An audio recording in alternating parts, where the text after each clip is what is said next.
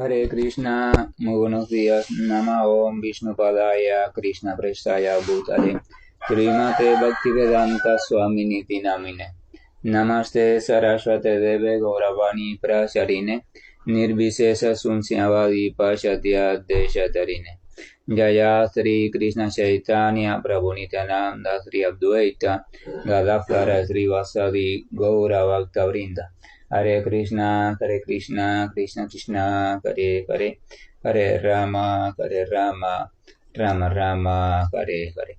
Hare Krishna reiterados, así como reiterados sean los saludos y el deseo de que cada uno de ustedes se encuentren bien dentro de sus posibilidades.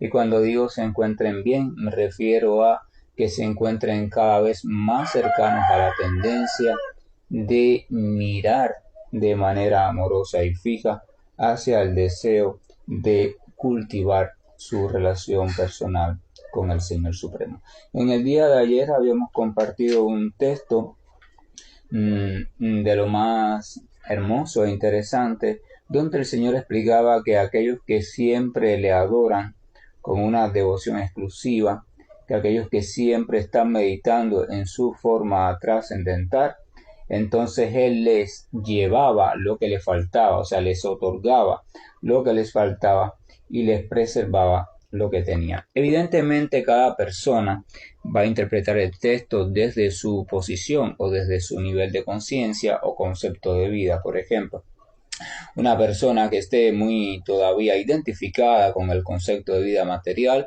va a decir, bueno, el Señor me está diciendo aquí que si yo me entrego a adorarlo, si yo medito en su forma trascendental, entonces Él me va a ayudar a obtener todo lo que me falta materialmente y me va a preservar aquello que ya he logrado. ¿Verdad? Eso es lógico. Y entonces la persona comienza o prosigue su proceso de adoración a Dios basado en esa promesa desde ese enfoque. Ahora, para una persona que está cultivando la espiritualidad de manera progresiva y este cultivo está madurando, entonces se supone también que con el tiempo va a ir perdiendo ese apetito por satisfacer una serie de gustos materiales. Simplemente va a estar cada vez más feliz con poder satisfacer las necesidades principales de la vida, aquellas que permiten mantener al cuerpo y al alma juntas para poder seguir avanzando desde la forma del ser humano hacia el logro de la meta suprema, que es el desarrollo de amor puro por Dios. Para ese tipo de personas que ya ese tipo de lazos materiales va siendo insignificante, o sea, ya no hay apego con respecto a ello, no hay lujuria con respecto a ello, sino simplemente una relación armónica con la materia desde el punto de vista en cuanto la necesita como ser humano y cómo puede usarla para su elevación y no para su degradación. Esa persona va a entender a este texto de la siguiente manera: bueno, si yo me fortalezco en mi relación de servicio devocional con el Señor entonces lo poquito que yo pueda haber avanzado en este camino, o sea, lo poquito que yo pueda haber avanzado en el sendero de conciencia de Dios, Él me lo va a preservar, o sea, Él me va a proteger para que yo no pierda ese poquito y me va a traer, o sea, me va a ir otorgando aquello que me falta.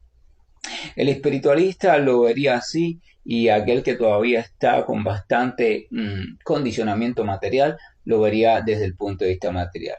De todas formas, de cualquiera de las dos maneras que se vean, lo importante es que en ambas maneras se llega a la conclusión de que la relación con Dios, la entrega progresiva a Dios, siempre da resultados positivos. No podemos dejarnos guiar por los conceptos, las ideas o las ilusiones que explican que aquel que se relaciona con Dios, entonces viene el sufrimiento y entonces eso no es bueno, porque la relación con Dios de nada sirve. Por favor, tenemos que reflexionar sobre eso seriamente, porque esos son trucos de la mente materialista, del espíritu materialista de Kali Yuga y de aquellas personas que están metidas en su propia oscuridad. Son trucos para que nosotros no nos salgamos de esa ignorancia oscura y permanezcamos en la misma trampa que el promedio de las personas se encuentra. Pero tenemos que recurrir a las escrituras, tenemos que recurrir a nuestra madre, que son las escrituras, y preguntarle, ¿es verdad? ¿Es verdad que la relación con papá nos trae sufrimiento?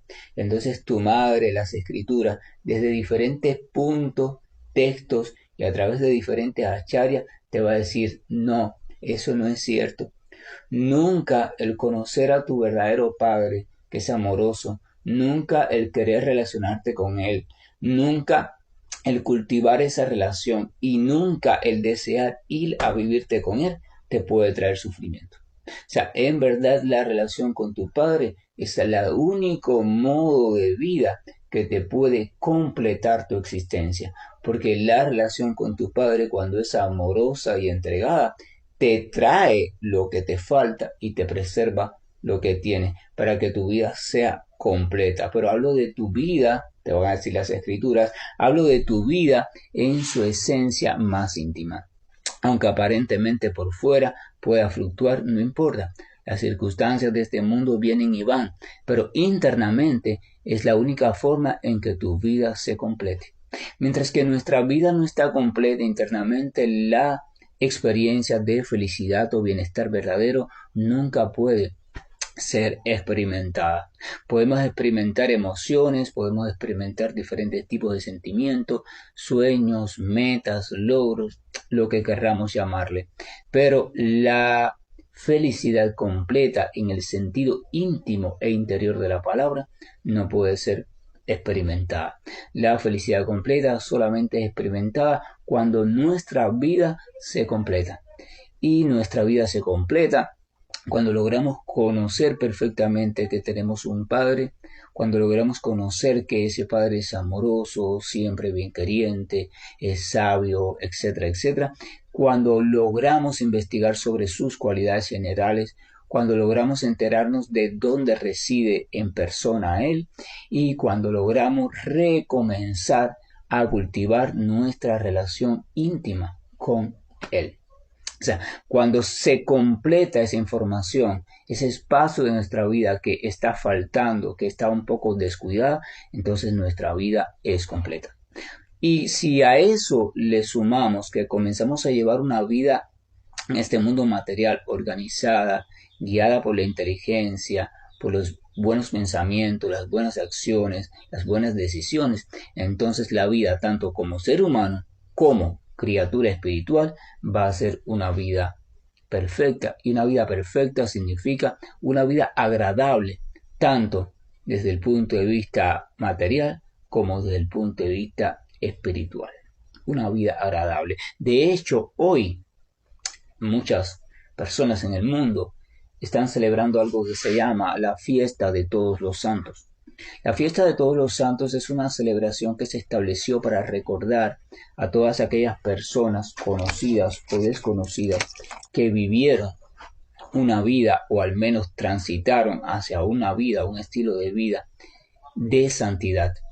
Vivir en santidad no significa lo que muchas personas piensan, vivir restringiéndote de esto, de aquello, no. Vivir en santidad significa simplemente llevar una vida agradable a los ojos del Señor Supremo. Cuando usted lleva una vida agradable a los ojos de Dios, entonces eso significa santidad. Por tanto y demás, hoy es el día, para muchas personas están celebrando el día de una vida en santidad. O sea, están conmemorando a todas aquellas almas que tuvieron la dicha y la inteligencia de tomar la decisión de vivir una vida en santidad o al menos proponerse, averiguar y encaminarse hacia el logro de un estilo de santidad en su vida. Un estilo de santidad parece un estilo extraterrestre para estos tiempos, pero realmente una vida en santidad es el modelo original de vida del ser humano. Porque la entidad viviente espiritual por naturaleza tiene la tendencia a la santidad. Ahora, ¿qué pasa? Una vida en santidad no se puede lograr por esfuerzo propio. O sea, usted puede por determinados sistemas de conducta, reglas, reglamentos y regulaciones lograr mejorar muchos aspectos de su vida como ser humano. y hacerse un poco más pacífico, un poco más comunicativo, un poco más afectuoso para con las otras criaturas y compartir lo que usted tiene, usted puede lograr todo eso.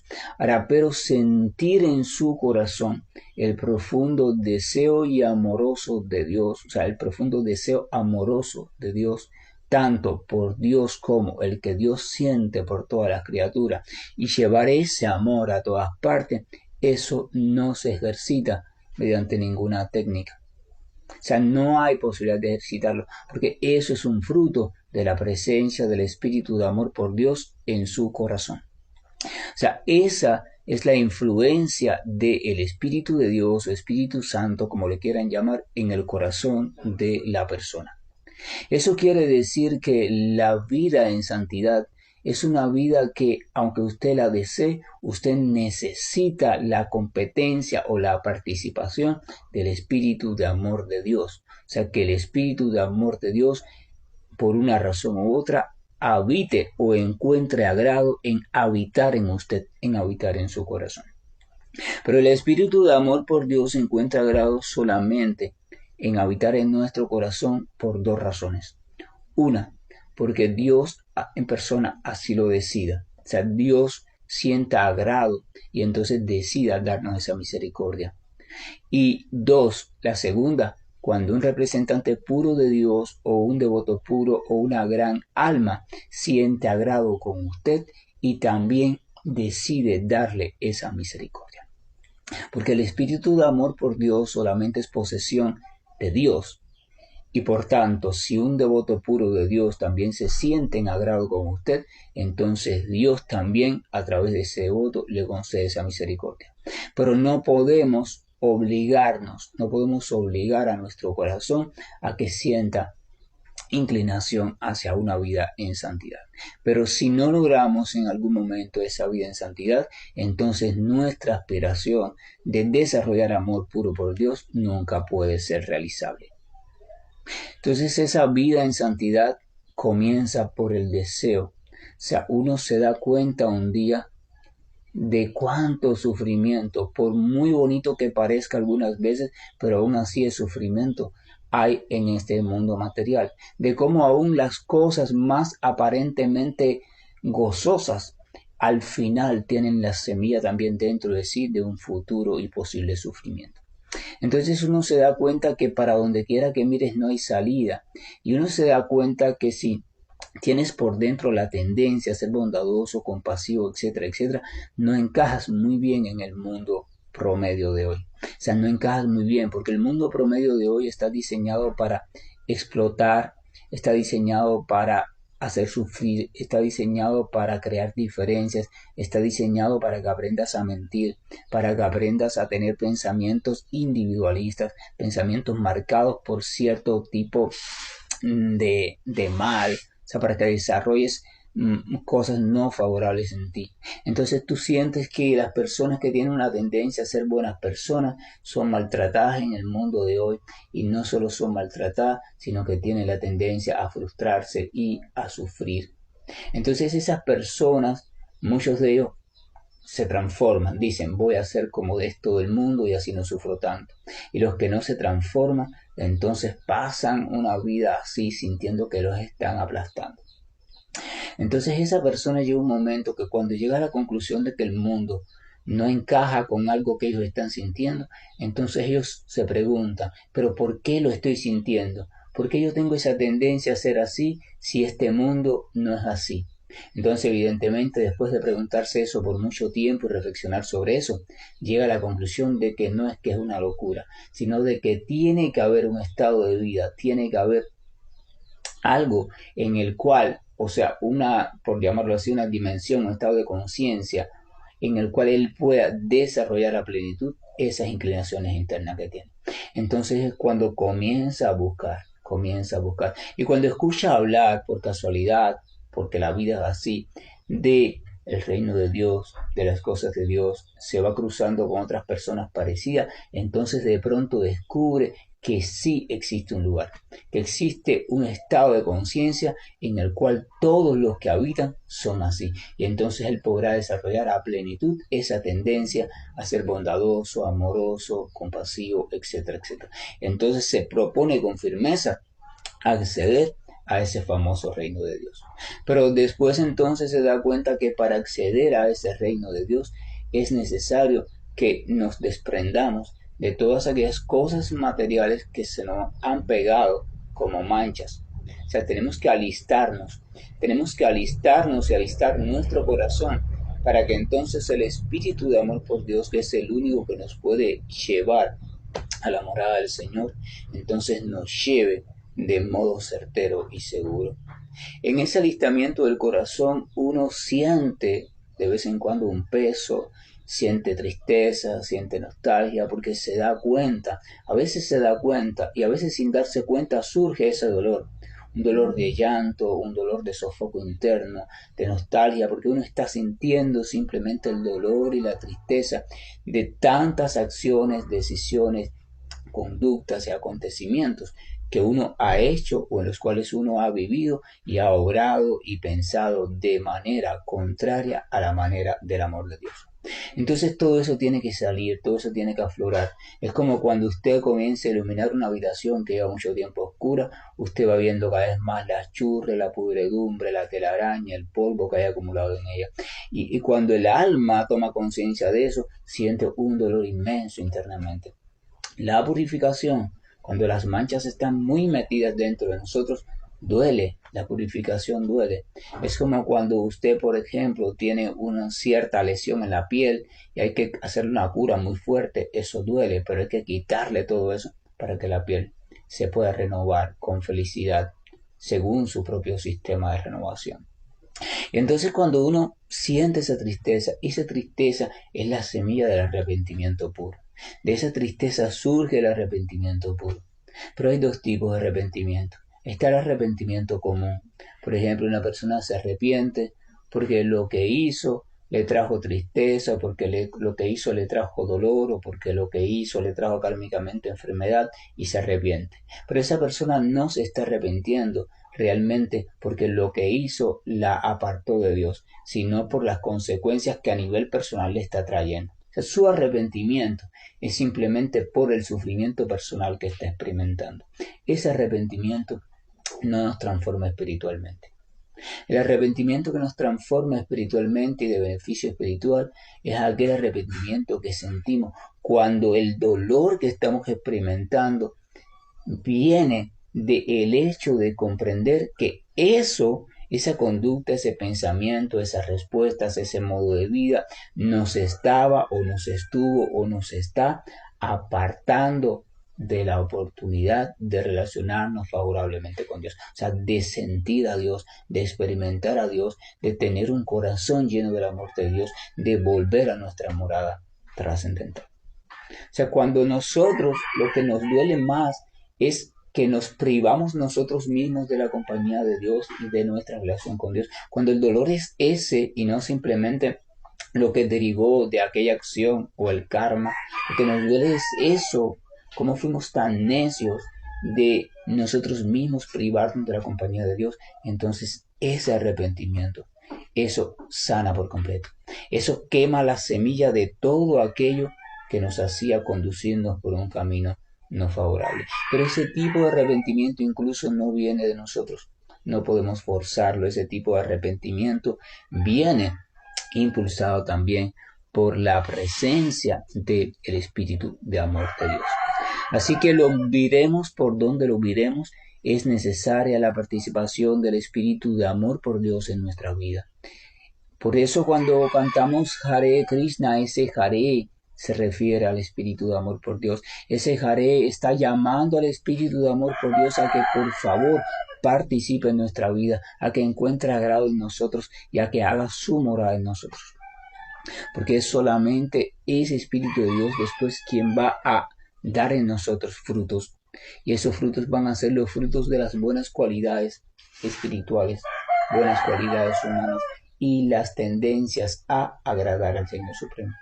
Cuando usted de pronto un día sienta así, le vino a la mente o le vino al corazón de pronto, espontáneamente, no por pedido ni por rutina de práctica, sino espontáneamente, el deseo de alabar a Dios, de cantar una canción referente a Dios, el deseo de sentir una alegría de pronto fenomenal con respecto a Dios, o el deseo de acordarte de algo y decir, wow, gracias Señor, porque ahora me doy cuenta que participaste en mi vida, o el deseo de recurrir a Dios sinceramente. O sea, cualquier cosa que venga a usted de manera espontánea y sincera relacionada a Dios, usted debe saber que no es obra suya ni es resultado de ninguna de sus obras.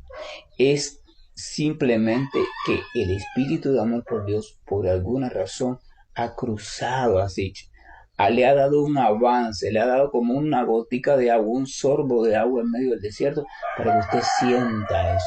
Y para que ese sentir, después cuando pase, usted quiera volverlo a sentir y usted lo desee. Porque cuando ese deseo de querer volver a sentir eso sea realmente fuerte en usted, sea sincero y usted esté dispuesto a dejarlo todo por ese deseo, entonces el espíritu de amor por Dios va a comenzar a hacer la obra dura, la obra fuerte. No importa su pasado, su expediente, lo que digan de usted, su historia clínica, las cosas que usted haya hecho. No importa los carteles que usted tenga, no importa. Cuando de verdad usted llega a la comprensión y a la lamentación de lo mucho que ha estado alejado de la presencia personal de Dios y desee alistarse, desee volver a experimentar esa presencia y lo desee en verdad, entonces en su momento determinado el espíritu de amor por Dios va a ser entregado a usted, ya sea por un devoto puro del Señor o ya sea por el Señor en persona. Pero es necesario. Entonces es necesario olvidar esa ilusión de que por mi propio esfuerzo, si yo me esfuerzo lo suficiente por esta vía o por aquella, yo voy a poder lograr eso. O sea, olvida eso de por tu propio esfuerzo solamente. Tú solamente puedes esforzarte en lo que te corresponde, pero hay una parte que no te corresponde a ti. O sea, tú no puedes lograr, tú no puedes violentar las decisiones de Dios. Lo tuyo simplemente es tu sincero deseo, tratar de comprender las escrituras en el sentido de que qué es lo que Dios promete, cuáles son sus promesas, cuál es mi naturaleza, tratar de reflexionar en esas enseñanzas básicas, reflexionar, verlas en la vida cotidiana, tratar de comprenderlas, tratar de orar, orar y orar y orar. No puedes cansarte de orar. Todos los días tienes que orar porque tienes que pedirle al Señor que por favor te ayude a comprender aquello que Él transmite constantemente en las Escrituras, que te ayude a comprender la esencia de aquello, no las tantas teorías que hay sobre eso, sino la esencia, que te ayude a sentir el paso de Él, de su brisa por tu vida. O sea, tenemos que orar al Señor, tenemos que orarle por fortaleza, tenemos que orarle por inteligencia, por sabiduría, por mansedumbre, tenemos que orarle por tener la dicha de querer salir del estado de vida en el cual estamos. Pero si usted piensa que está en un estado de vida cómodo, correcto y adecuado, que usted ha logrado todo lo necesario, que usted es una persona muy compasiva, que usted es una persona muy conocedora de Dios, que usted es una persona que está completamente limpia, que usted es una persona virtuosa, entonces usted ha de saber que el Espíritu de Dios no va a pasar por su vida. Porque ya usted se considera lista, ya usted se considera perfecta, ya usted se considera sabia, ya usted se considera capaz de liberar a todos. Entonces, simplemente los devotos puros del Señor no van a pasar por su vida ni el Espíritu de Dios, porque los devotos puros del Señor y los representantes del Señor vienen a esta tierra y a cualquier tipo de universo por una simple razón: para redimir, rescatar, ayudar a los que están sufriendo y los que están conscientes de lo imperfecto que son. Los representantes del Señor, incluyendo al Señor Jesucristo, no vienen por los santos, no vienen por las almas perfectas o los que se creen perfectos, porque si son perfectos no necesitan de nadie. Ellos vienen por aquellos que desde lo más hundido del fango, desde lo más oscuro del oscuro, se han dado cuenta de que quieren salir, de que quieren iluminarse, quieren escapar, quieren cambiar, quieren transformarse, quieren dejarlo todo y quieren volver a experimentar la relación con Dios. Y cuando ese grito y ese lamento es sincero, entonces El representante del Señor y el devoto puro del Señor y el Señor en persona no pueden dejar de escucharlo y no pueden resistirse a ir en su ayuda. Y la forma que tiene el Señor de ir en su ayuda es enviando a su espíritu de amor. Su espíritu de amor es el que nos da consuelo, su espíritu de amor es que nos da guía, el espíritu de amor es que nos ayuda a discernir. El espíritu de amor por Dios, Radharani, Ladini, como le quieran llamar, Espíritu Santo, Espíritu, como le quieran llamar. Pero hay que orar, hay que pedir, hay que abrir nuestro corazón, tenemos que dejar de ser orgullosos, arrogantes y necios. Abre tu corazón y a cuándo lo vas a hacer. Deja de creer que conoces a Dios, deja de creer que has comprendido a Dios, deja de creer eso, porque mientras creas eso, nunca vas a sentir el espíritu de amor de Dios. No es lo mismo sentir un gozo grande por haberte liberado de los apegos materiales que sentir el amor de Dios. No es para nada igual, es muy diferente. La diferencia es abismal. Ese gozo viene simplemente porque ya nada te condiciona, perfecto, veas a todas las cosas iguales, qué bonito, muy bonito.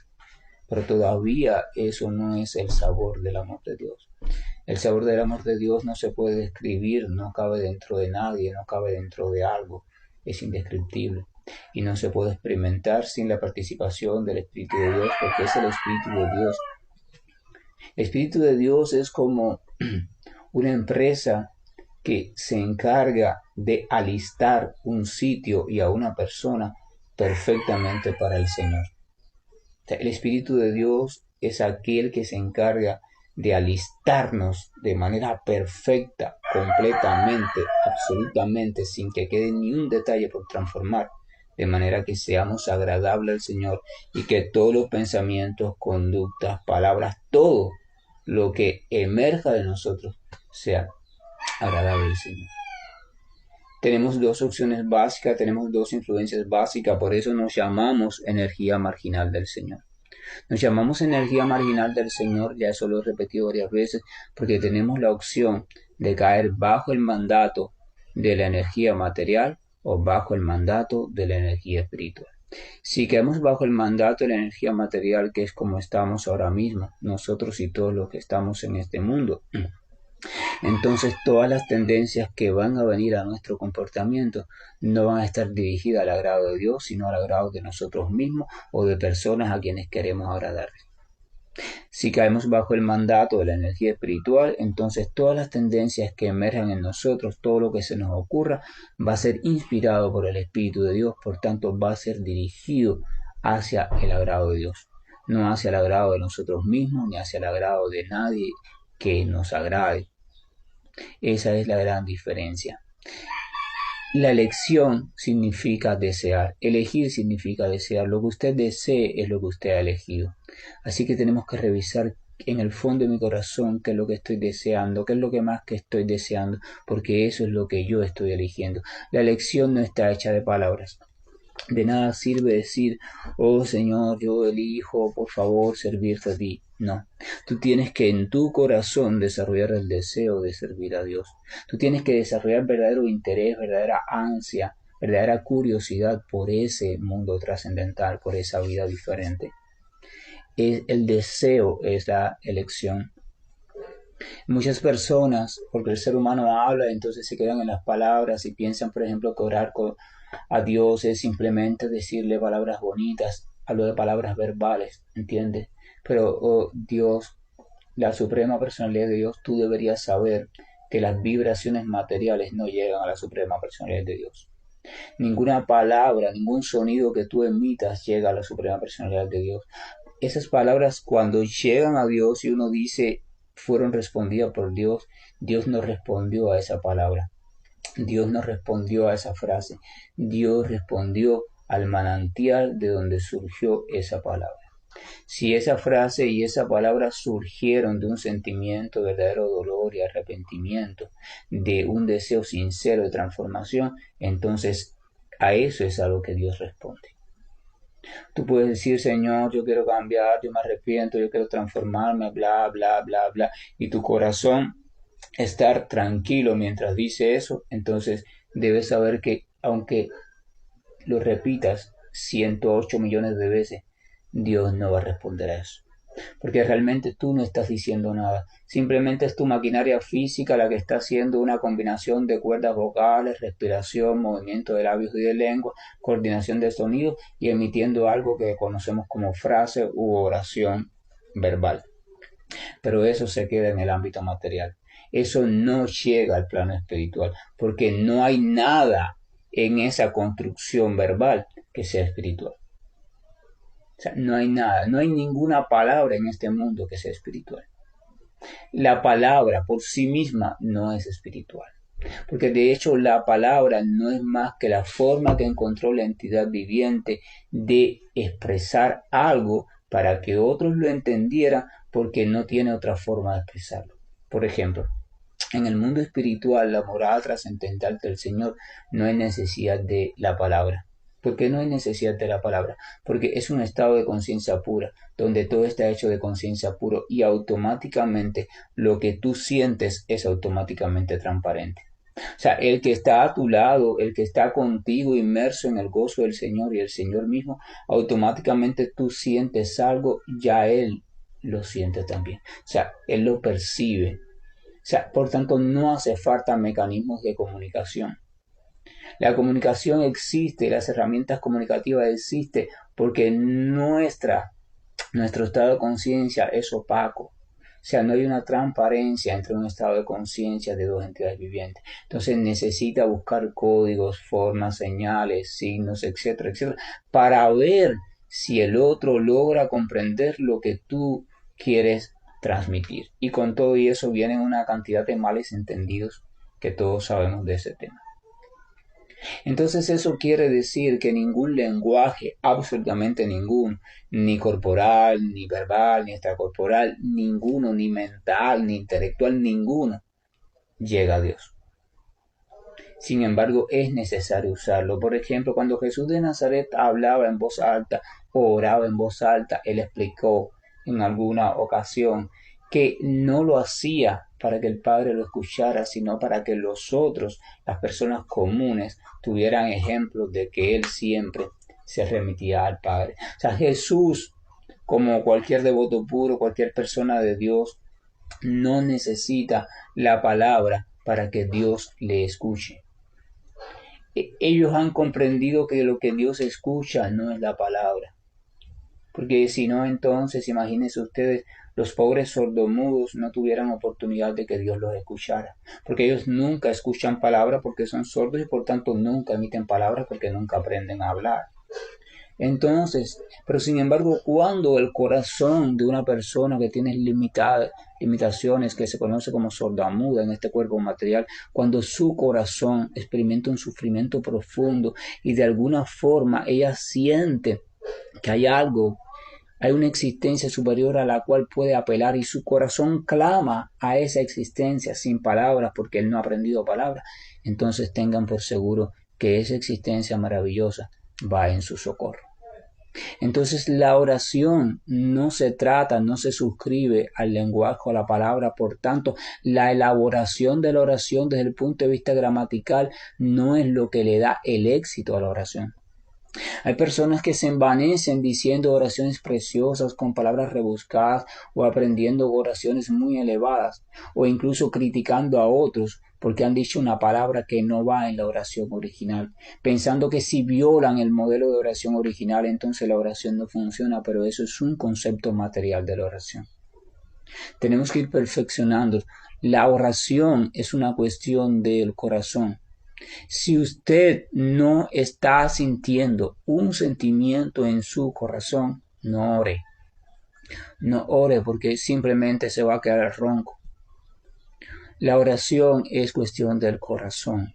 Es cuestión del corazón. Entonces, cuando uno siente de verdad que quiere transformar su vida, pero lo siente de verdad, no la quiere transformar para nadie, ni para agradar a nadie. No, eso es materialista también. Uno tiene que llegar por sí mismo en algún momento, sin prisa, por sí mismo a la conclusión de percibir lo errada que está su vida. Y uno quiere transformarla de verdad, porque uno quiere experimentar la gloria, la gracia y la bienaventuranza de la que hablan las Escrituras.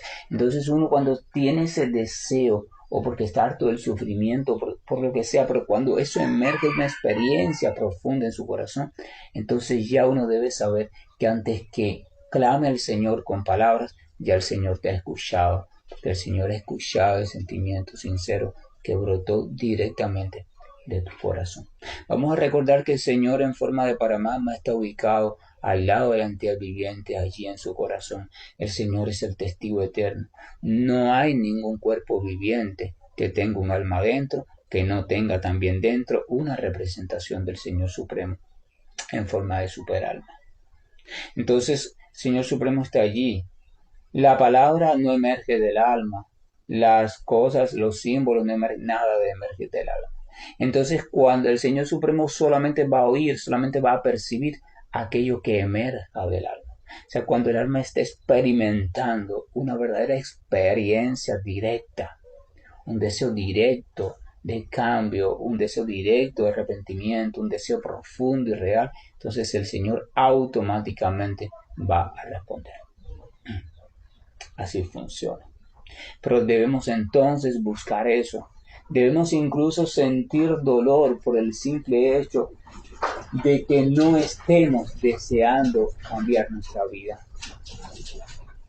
Percibir simplemente que no estamos queriendo cambiar nuestra vida, que no estamos queriendo transformar nuestra existencia, percibir eso, darnos cuenta de eso, ya nos debería dar motivo de dolor y lamentación, pero no nos da motivo de dolor y lamentación porque tenemos el corazón endurecido.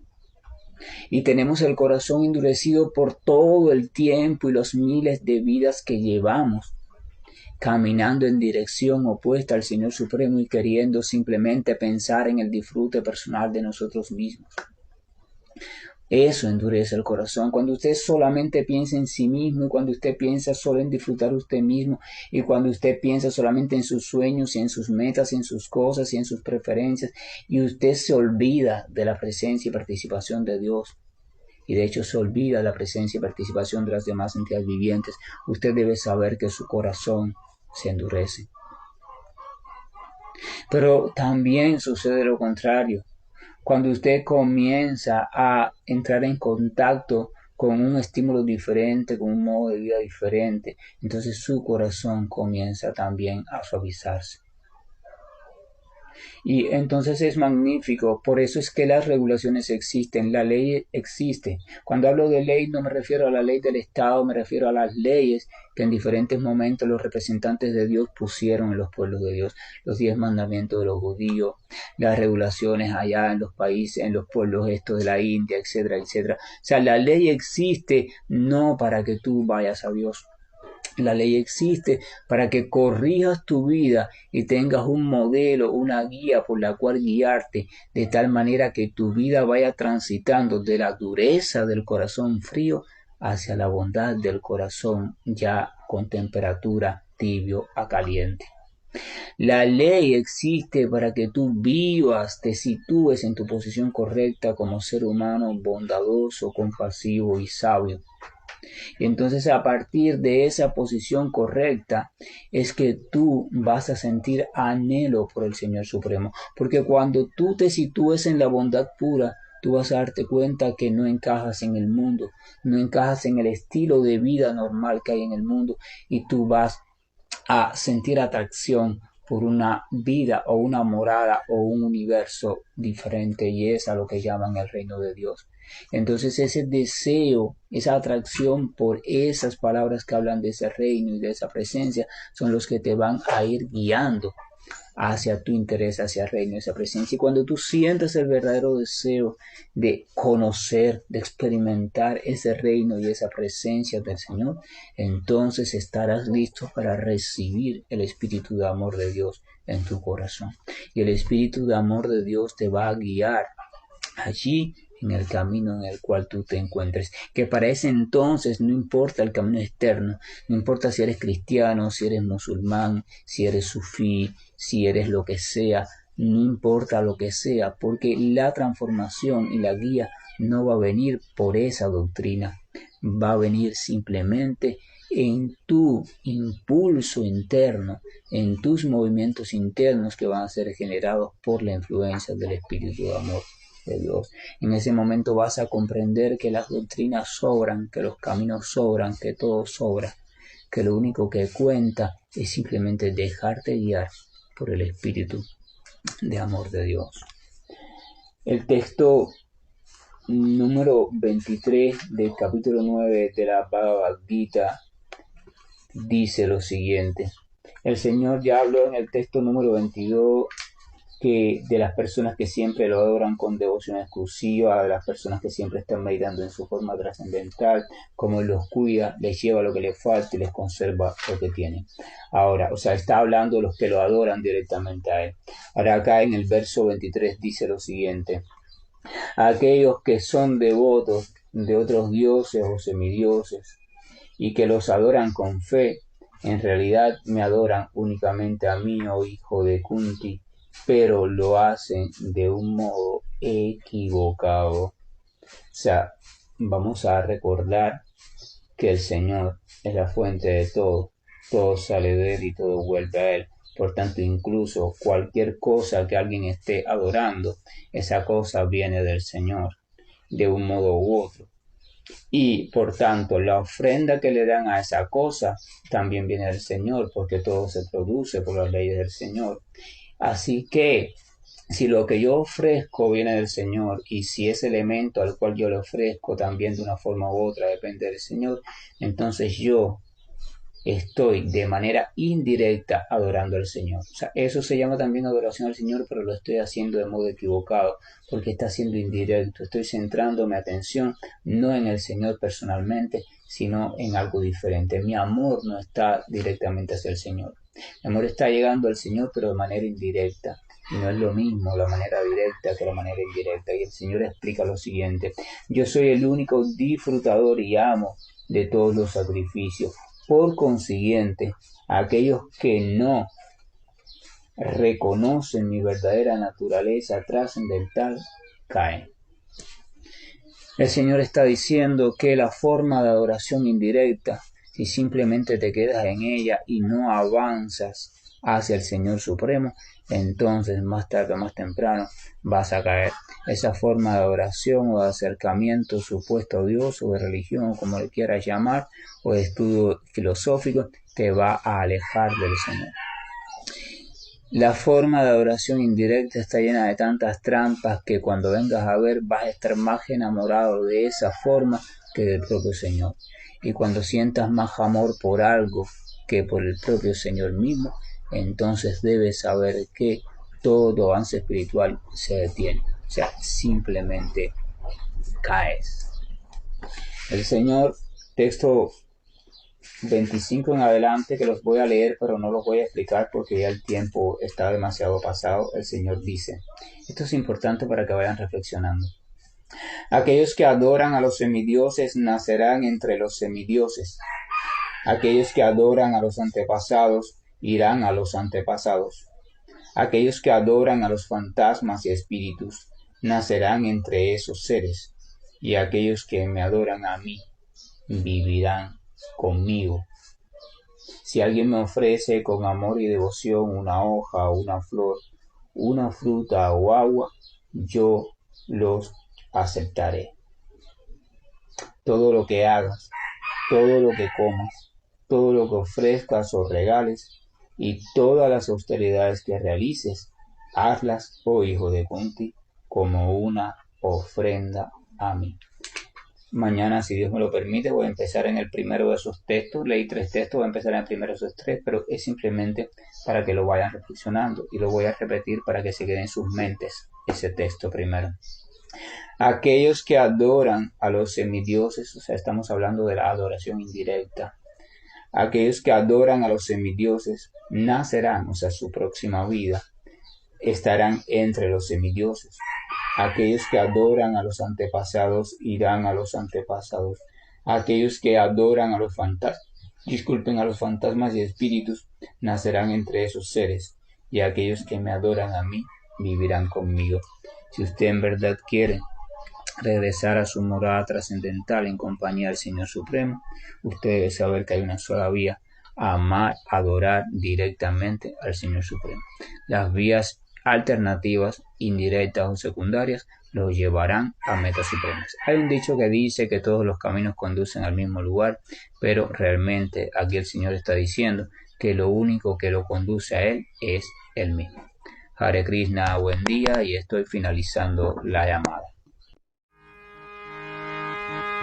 Hare Krishna,